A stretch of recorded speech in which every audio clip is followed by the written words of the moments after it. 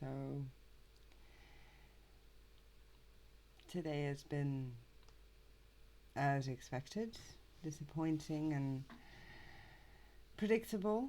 I know a lot of people were expecting a blue wave, even on the day of, but like I said in my previous video, that wasn't all too likely. Mostly because most of Biden's voters will have voted by mail, and most states do not start counting mail-in ballots until the day of the election. And considering the fact that it's a sizable chunk of the votes cast this year, for a lot of states, they won't know until some tomorrow, some by the end of the week, some might take longer. If you then factor in the fact that Trump might actually contest certain final results, even aside from the fact that he's already trying to say that any results counted after midnight will be fraudulent, which of course is complete BS. But yeah, he's obviously and very predictably trying to delegitimize everything and saying that he won. But like I said, this is the red mirage that was predicted by even mainstream media. I mean, we knew going in that it would very likely look like a Trump victory day of, and that Biden would overtake Trump in the necessary states through the counting of the mail-in ballots.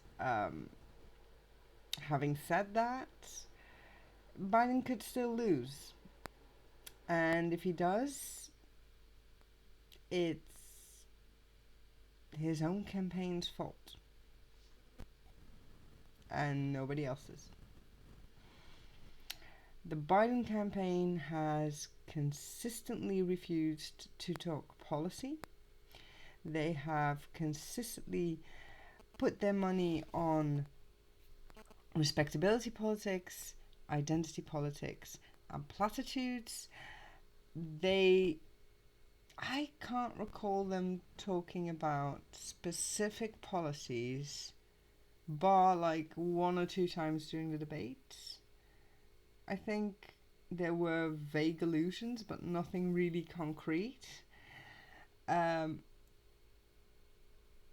any policy. And the thing is, there are a couple of policies where Biden is actually in a good position. I mean, he is a big proponent of the $15 minimum wage, but if you just only listened to the communications of the campaign, you wouldn't have a clue.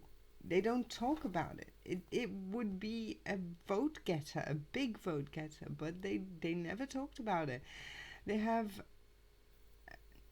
talked about literally none of the things, of the policies, not the subjects, but the policies that people care about.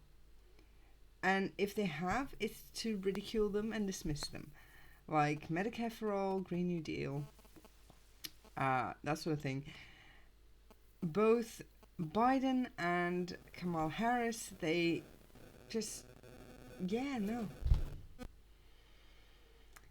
And it's infuriating, and it's expected. It's sad to say, but it's expected. And, you know, full disclosure, if I lived in the US and I was eligible to vote, I would probably have pinched my nose and voted Biden. if only to get rid of that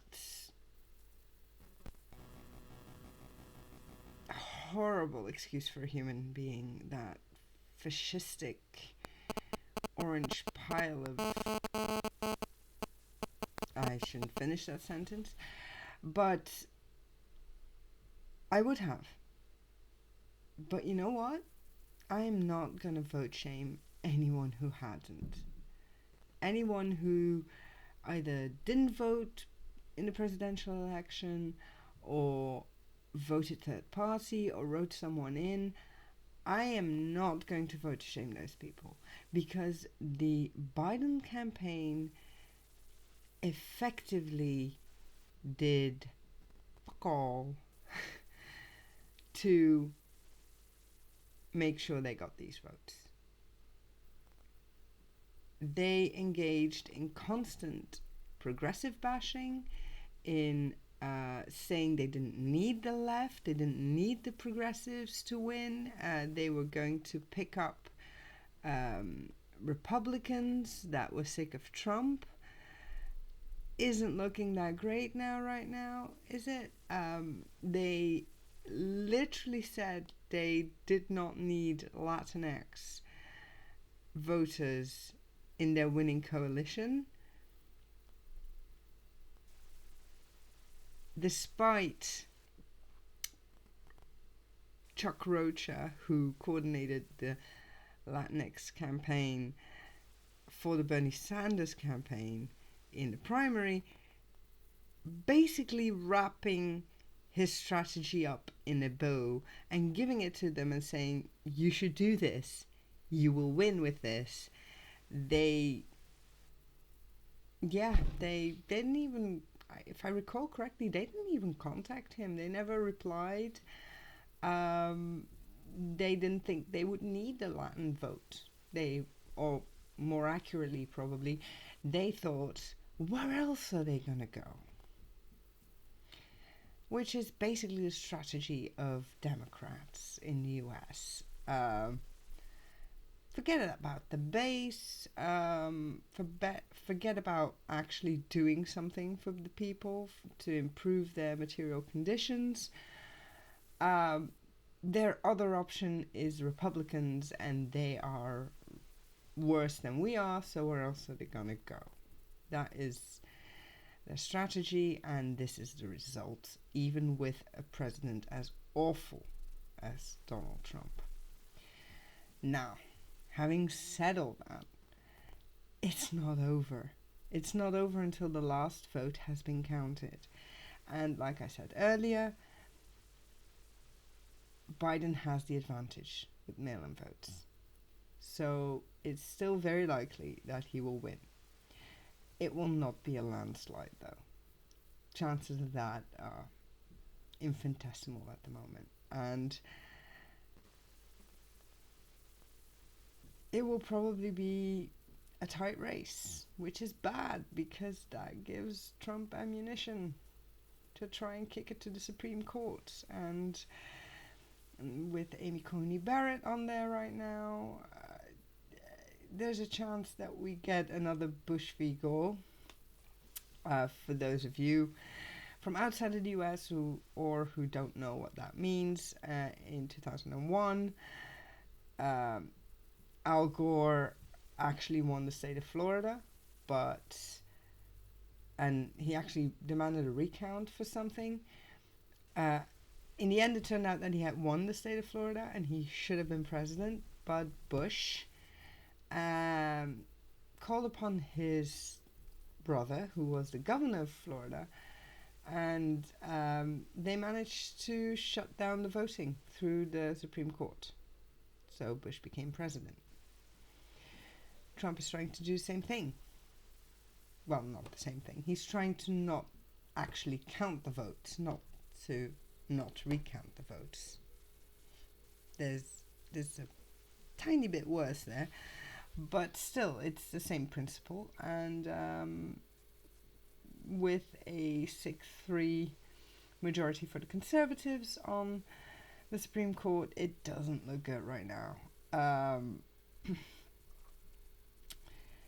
It's not a good night. It really isn't. And I can't even get much solace from a couple of races that I was hoping to get good news from. I mean, we knew that Mitch McConnell was probably going to get re-elected because Amy McGrath was the corporatists of corporate Democrats, and was actually profiling herself as pro-Trump, which is just... Thank you, Chuck Schumer, for that one. To think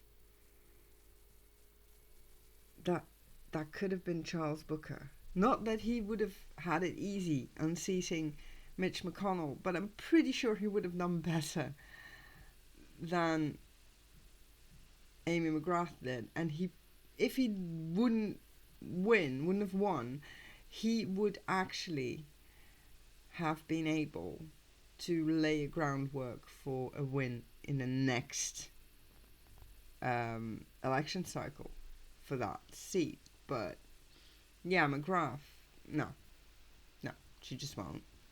Just no. And then it also looks like Lindsey Graham is staying in office, which I was very much hoping that Harrison would kick him out. Not entirely sure if every vote has been counted in that county or no. I'm hoping there's like loads of mail-in ballots still to be counted, and that Harrison might still win, but chances are small. So we didn't get rid of him either, and same goes for Pelosi.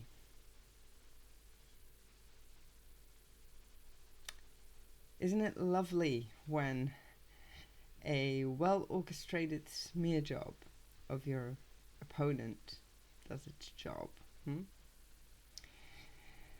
One of the most corrupt Democrats, and she gets to go back.